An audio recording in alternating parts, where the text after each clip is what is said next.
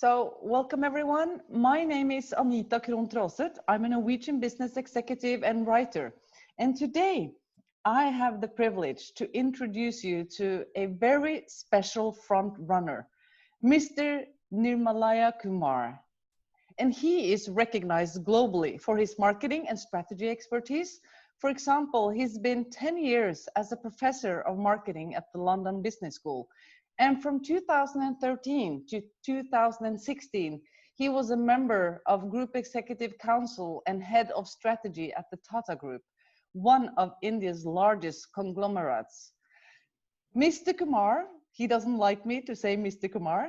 His name is Nirmalya. He is one of the few academics at professor level that has also had operative leadership role. And I find that very interesting. And he's authored 9 books. He's had plenty of appearances in Harvard Business Review. And I think probably he's notable for proposing the culture of the 3 V's: valued customer, value proposition, and value network. And the list of awards is long. He belongs to the Thinkers 50. He belongs to the world's best business school professors. He's also belonged to the top 50 most influential business schools. This sounds great, doesn't it? But life isn't always what you plan it to be. Because suddenly in 2016, a colleague informs him that the chairman, Cyrus Mistry at Tata, has been asked to step down. And Mr. Kumar was asked to go with him. He actually got fired. And he went from decades of success to a sudden unemployment. Let's hear the story from the guest himself. Mr. Nirmalya, please. Thank you for having me, Anita. It's a great pleasure to be here with all your listeners today. Yeah, I'd like to hear some background. So basically, yes, I grew up in India and then moved to the United States and then to Switzerland and then to the UK and then back to India for the Tata job.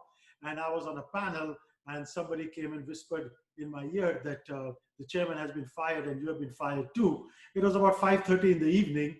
So I decided that instead of going back to the office, which is what I would have usually done at 5:30, why don't I go home and get some more information on this very dramatic turn of events, completely unexpected, because most chairmen at the Tata Group, in the 140 years of the Tata Group, there had only been 6 chairmen. So they were generally expected to last about 20 years, and we were only 4 years into the regime. So I go home and I turn on the television, and every channel I turn to in India, the bottom ticker says Cyrus Mistry has been fired and has my name also. Oh my God. So that's how I found it. I only got the information from the company around 3-4 hours later at 9 o'clock at night, when somebody from the company called me and told me that, it's my unfortunate duty to inform you, Nirmalya, that you have been fired. I said, do I need to show up tomorrow? He said, no, it's not necessary. Was this a complete surprise for you, just coming from nowhere? It was a complete surprise for me, for the chairman, as well as the entire organization, because nobody expected that to happen. So it was, let's call it, a midnight massacre. A midnight massacre. And now, and you say that and you smile, huh? Well, I don't know which other way to go. I mean, if I had to write an exit, this is as good as one I could write. Yeah, absolutely. But one thing that I've noticed is that very few people, and I would say specifically at the top CEO level that you belong to, would actually sit down and write a blog. And the main topic of that blog is, I've been fired. So that is a very interesting thing, Anita, because of course, my first advice that I got from my best friends in India was just say you resigned. Don't say you were fired, right? Oh, yeah. But, for me, it's different because I see myself as a professor and a teacher. I've never been anything else in my whole life. So for me, everything that happens to me, every experience is a teaching moment. So the question became, how do you turn this story and how do you turn this experience into something that is a learning opportunity for others? Yeah. And so the entire reason of the blog was to tell people that if you get fired, don't be ashamed about it. Sometimes it's your fault, sometimes it's not your fault, and you need to move on. And what can I tell you in case you... And so the amazing thing about that blog was not only was it published the next day after I wrote it in more than 100 Indian newspapers, including the 6 front pages. But it was also picked up on LinkedIn and had more than a couple of 100,000 views. And most people who wrote comments on LinkedIn wrote about and sent me emails, wrote about their personal stories of how they got fired and how difficult it was for them to deal with it. And they said, your blog has given us a sense of closure in some cases. In other cases, it made us feel that our story is not so unique and we don't need to feel ashamed about it.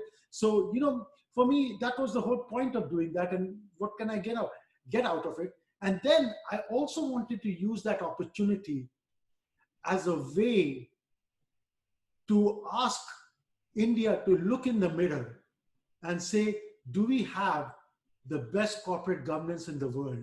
What are our standards of corporate governance and how can we improve them? Because corporate governance, is, as you know, Anita, very well, is one of the most important topics in any society, especially in the business world, because that's how we protect established practices, and that's how we protect the money and the faith that shareholders put in companies, that they have no idea where they're putting the money. Because most shareholders, when they put their money into companies, don't really have any clue what this company is about, unless they've done the research, because most of them are now putting it through index funds. And they also don't really know much about how this company is run, because they don't have that visibility inside the company.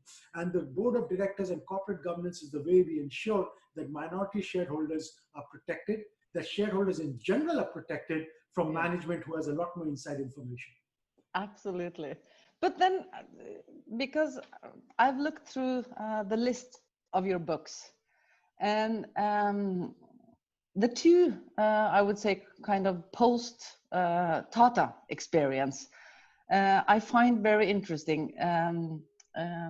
There's a beautiful art book called The Last Romantic. I looked up on the pictures. Is that some of the pictures you have behind you? Or? Yes. Yeah. One of them behind me is the cover. Love the pictures. But you also write a book called Thinking Smart, How to Master Work, Life, and Everything in Between. So then you are actually going into the situation that you experienced, and you are trying to, you're not trying, you are actually reflecting on it and sharing lessons learned for others. So I would say that until that incident, your books were quite, I'd say, academic. This is the way to do it. But the two last books, they're quite personal, aren't they? Yes, so it's a very important observation that you make, Anita, because my first 7 books were all rather, I would say, business oriented, very business oriented on a particular topic, trying to be the best book on that topic for practitioners of business and managers to help them. When I got fired, after that, what I realized was, what am I going to do with my time? Okay. And I knew that I'm not going to get any academic job. And I was fired in October, and I knew that no academic job will start till next summer. So I have about 7-8 months of nothing to do. So what do I do? So I used that time to reflect, what should I do next? Because I'd already achieved every potential goal I could ever have dreamed of in life.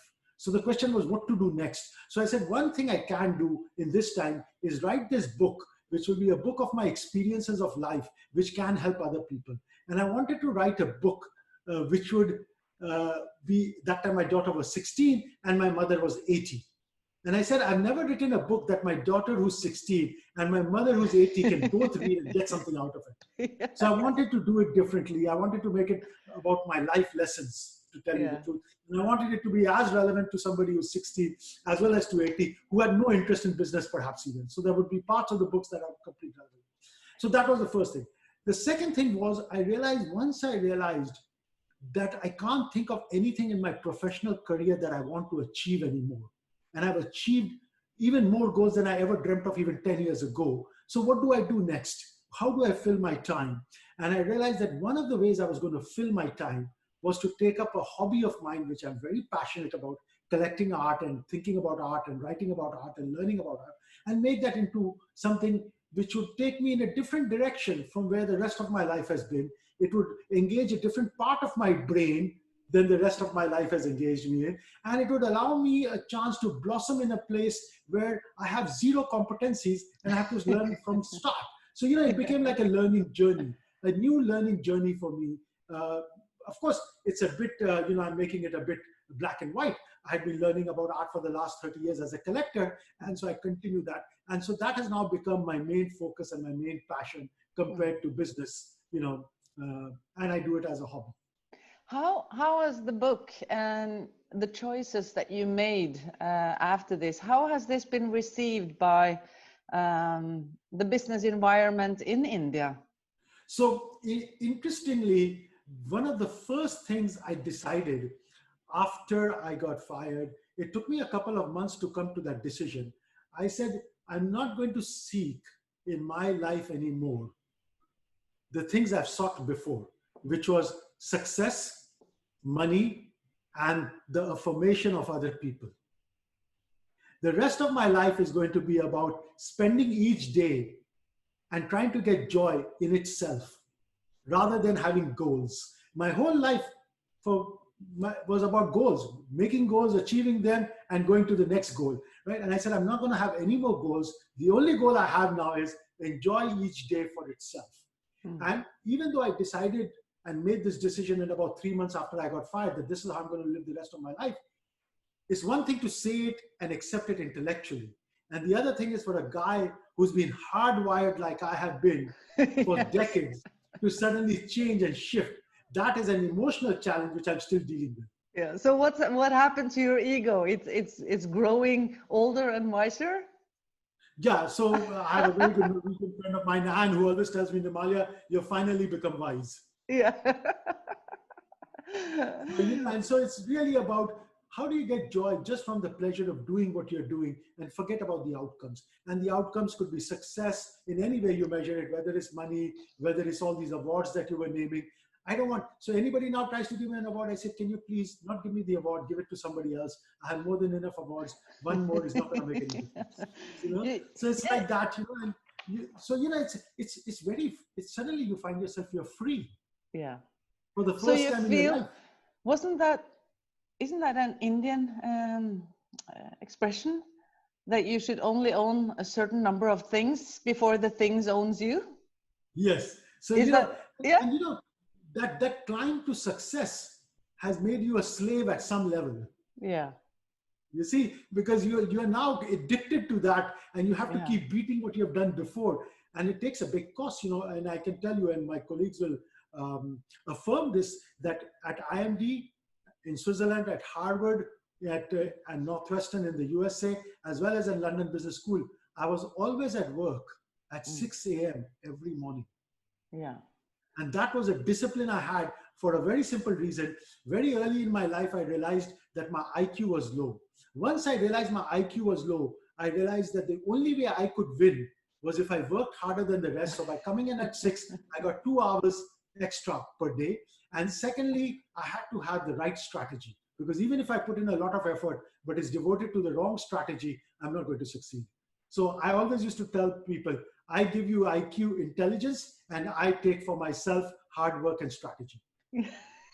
Well, I'm not so convinced that you have a low IQ, though. It depends on what kind of standards and goals you have for who are you kind of measuring against. Yeah, so whenever I measure my IQ, even when I cheat, I don't get more than 80. And that's when I cheat. Usually I get in the 70s comfortably. You should not cheat. Yeah. And the thing is, when I look at the answers, I think they're all right, but I still get that same 76, 78, 74. So I think to myself, you know what? Forget it. I'm not going to worry about this anymore. But maybe you have a very high EQ, not IQ, but really. EQ, emotional intelligence. No, not really at all. 0. Oh, 0? Yeah. So I have 0 EQ and low IQ. And the question is, how does somebody who's set up for failure succeed? Yeah. Yeah. And absolutely. I tell my daughter that all the time. I say, listen, just work harder than the rest and have a clear goals in mind and a clear and a great strategy to get to those goals. That's how you win. Because the average don't have a goal, right? Yeah. And of course, there's a difference between IQ and skills. Yes. And skills you acquire through hard work, through practice, through the right strategy. So I have a lot of skills, if I may Yeah. say so. Yeah. Right? You Those may skills, say so. yeah, those skills have been developed over 30, 40 years of practice. Mm. Right? But I was not blessed with that high IQ or the high EQ. Well, you sure made the most of it. Whatever you got, you made the I most always of it. tell, I always Yeah. tell everybody else, I made the most of what I have. Did you? Yeah. Yeah. Absolutely. So now that you've gone back to academics, right? So now Yes. So I'm you at live in Singapore Management Singapore. University. Yeah. Singapore Management University as an academic.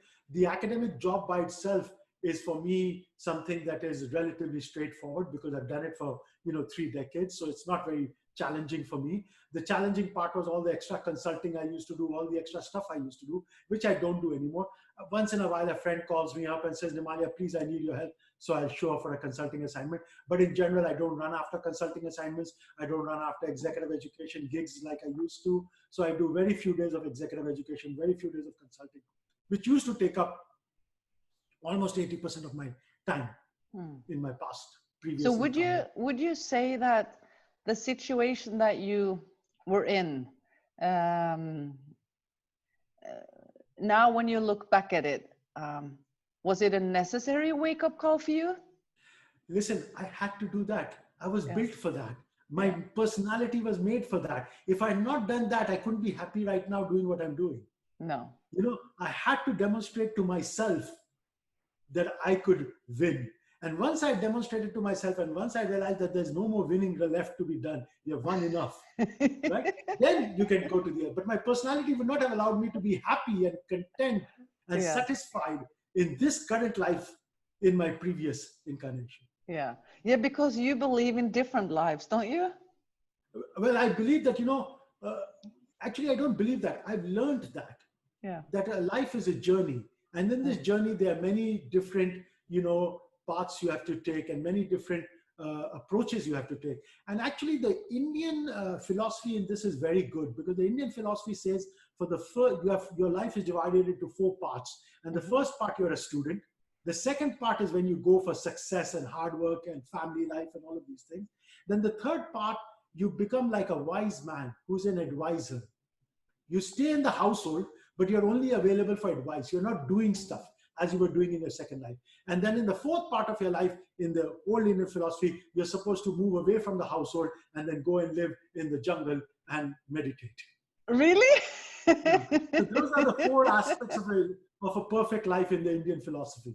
Oh, okay. So Now I'm in this third phase where I'm yeah. available to my colleagues. All my colleagues, I tell them I have an open door. If you need any advice and need any help, come to me because I want to make you succeed. It's not about me anymore. Yeah. But that's Which I really would have never interesting. done in the second phase of my life. Yeah. So when you expand these different phases, sometimes it seems like people never move to different phases. So in Indian philosophy, this was very critical that you move from one phase to the other Yeah. phase to the third phase and the fourth phase and ended your life, in that meditative state where you were reflecting on what you have achieved and what you have done with your life and how you could do better and what you are going to do next. Yeah. In the next world. But I would also say it's a kind of a privilege, though. I think if we talk to people all around the world, if they could have the privilege of deciding how to spend their hours, and choose to do the things that they really want to do. Not many people would raise their hand and say, well, I feel that that's doable. I think for you, with the platform that you've built, it's doable because you've invested in those, I call it IQ, EQ years, where you worked for 30 years to build up that. Then you have a platform to do what you do. It's not something that's easily accessible for anyone. Or what do you think? I'm privileged. I mean, first thing you have to realize is I'm privileged, right? Yeah. I mean, there's no doubt about it. And, once my daughter was telling me about something I was telling her to do, and she said, Dad, that's very unfair. I said, darling, life is unfair. And it's unfair in your direction. Otherwise, you and I would not be sitting in business class together. So also you have to remember that, part of it was also that I don't want people to misunderstand the 30 years where I was working very hard, achieving goals, I really loved every moment of it. Yeah. It was like a continuous high for me. It was like a complete high for me because every year was better than the last year. And so, it was like a complete high for me the entire time. I loved every moment of it, but I can't do that anymore. No. You decided that you don't want to do it anymore. I don't want to do it anymore. It's your decision. Yeah. My decision. Exactly. Yeah. And I've been very fortunate, also because, I grew up in India at a time when India was not so well off as it is today. I grew up in a house where I never had my own room till the age of 23. I'd never been out of India till the age of 23. I never had running water in my house till the age of 23. It's only when I went to America that I had all these things at the age of 23. And now I've been privileged to have visited more than 75 countries and worked in more than 60 countries as a consultant. But when I was growing till the age of 20, I would not have even dreamed that I would ever leave India and visit a foreign country. No. So you actually, you reached a point from where you're actually from and what you've already done. It's more than good enough. And then trying to, I mean, you're only 60. You're not, you have what, 25, 30 great years left to do a lot of great things. I'll spend it in the art world. Yeah. So I'm thinking, so when are you going to move to phase 4? Is that going to be... I don't know the answer to that. Anita, No. I have never been a person who's made 5-year plans or 3-year plans or 2 years plans. I live for the moment and I do my best in that moment, And I think one very important part of this whole journey is to remember that, there's a very famous story of 2 guys walking to Connecticut. And one of them is Joseph Heller, who wrote the book Catch 22. And they walk into this private equity guy who's hosting this party. And Joseph Heller walks in with his friend, and his friend tells Joseph Heller, do you know that this guy makes more money in one day than you made with the entire royalties of Catch 22? And Joseph Heller looks at his friends and says, yes, but he doesn't have one thing I have. And his friend says, what's that? He says, enough. Yeah. Absolutely. So the other thing I realized was after I got fired is I have enough. I don't need any more. No, absolutely. So then that allows you to do what I'm doing currently. Yeah. But this is such a great conversation. I think there's a lot of people listening and probably been in the same situation that you've been in. And I think speaking for myself, I got the same exact advice as you, because I've always worked with 5-year plans too, right? But when I understood in my last job that you cannot be the one who always decides what kind of direction these plans are going to go. So even though you say 5 years, it might be 2 years, it might be 3 years. For me, it was 5 years. And when I resigned, I got the same questions like you, just the opposite. So how is your relationship to Tata today? Do you have a relationship with them, the former? I don't have any formal relationship with the Tata Group. Of course, I have many friends there who are still in touch with me and keep in touch with me and follow me on LinkedIn even, which is very public space. They follow me there also. So I keep it, because our battle was never with the Tata Group. It was very clear. We always made it clear in our fight, we are not fighting the Tata Group. We love the Tata Group. We are fighting one person only, and that was Ratan Tata, who in a fit of pique decided to fire Cyrus Mistry and the rest of us, the 3 of us, because he felt because the situation he left required surgery. We were doing that surgery. That surgery made him feel that we were questioning his past decisions and burnishing his legacy. And so he felt he was losing face with the decisions we were making. But for us, those were the decisions that had to be made for the survival and for the well-being of the group for the next 30 years. Yeah. Powerful people losing faces can be dangerous, And hubris comes in, and hubris is a very powerful thing, I find that a lot of people who have had a lot of success, hubris is definitely something that they fall suspect to. Mm-hmm. Absolutely. And some people also say, because there are some people in who have the same experience as you, who make other choices, that say that, well, okay, I'm going to take some time off, and then I'm going to go back on the horse again, right? And everybody has to make their choices based on what is their personality, what Yeah. is their life situation, what is their family situation. So, we cannot stand outside and judge other people's choices. Choices, absolutely. And they also say that some of the best leaders, they are twice born. Have you heard that expression? No, I no. think that I learned it from actually a lecture at the business school in Norway when I was studying power. There was Steinar Bjartveit is his name. He referred to something that leaders like you who have experienced, I would say in your case, quite traumatic and big experience, they turn out, if they take the learning as like you do, as something that is an enhancement of your character, you become reborn as a new and better leader because you've understood things, and that comes to terms when you are taking on your new leadership assignment. Your professor was exactly right. The research on power is very clear Yeah. that one way to avoid hubris is Yes. that powerful people in their journey, sometime during that journey, have experienced a loss of power. Yes. Then that makes them more able to deal with power when they get it back. Yes, I think that was probably Yeah. his, yeah, and he's a great teacher. He's not a professor, but this lecturer. He also said that all leaders will fall. Not all leaders will fall from power, but you will at some time in your life, even though you're finished with your leadership career, reflections will come to you, and you can also fall from ideals. Yeah. And I No, think that that's wise. and I always used to say in my own teaching that all CEOs have a sell-by date. Yeah. All CEOs have a sell-by date. Yeah. Always, Best always. before this and this date. Yeah. They need to leave the stage before that, but it's Yeah. very hard to do.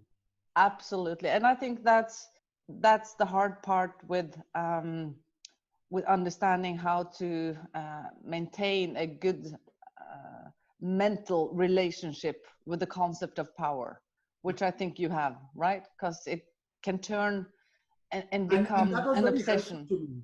That Yeah. was very helpful to me. Whenever I had that role, I didn't see that role as central to my definition of who I am. So the loss of the role didn't change my view about myself, didn't change my friend's view about me. Mm. You see, whereas if you see that role as being central to defining who you are, then the loss of that role will have a really a dramatic negative impact on you, a detrimental effect on you. But for me, that role was just, I always thought of it as a role I'm playing, just like I play the role of professor, now I'm playing this Yeah. role. But I never saw that as me. It was just a role I'm playing. Absolutely. Uh, I think we could continue talking about this topic for hours, but we're going to have two sessions because I also want to have a session with you where we talk a little bit about the differences between corporate governance and boards in Norway and in India, because you have a very good experience and relationship with Norway. I think you've been to Norway more than 25 times, right? At least. At least, yeah. So I see here you've been consulting with Norwegian companies like Elkem, Bokklubben, Jotun, the Norwegian Post, Hydro, Norske Shell, Telenor, to mention a few. And I know you Yes. have some perspectives on how to run these companies from a corporate governance perspective. We have to talk about that too. But first of all, I just want to thank you for being so open. I think you demonstrate a leadership from an Indian top CEO that people would think, are they open? You even blog about your experiences. I think that's good. That will help next generation leaders to understand the different situations that they will come into. So it's been a true privilege to have this first session. So let's go and take a coffee break, and we'll tune in to part 2 about corporate governance, Norway, India. Thank you very much, Anita. Thank you so much. Thank you.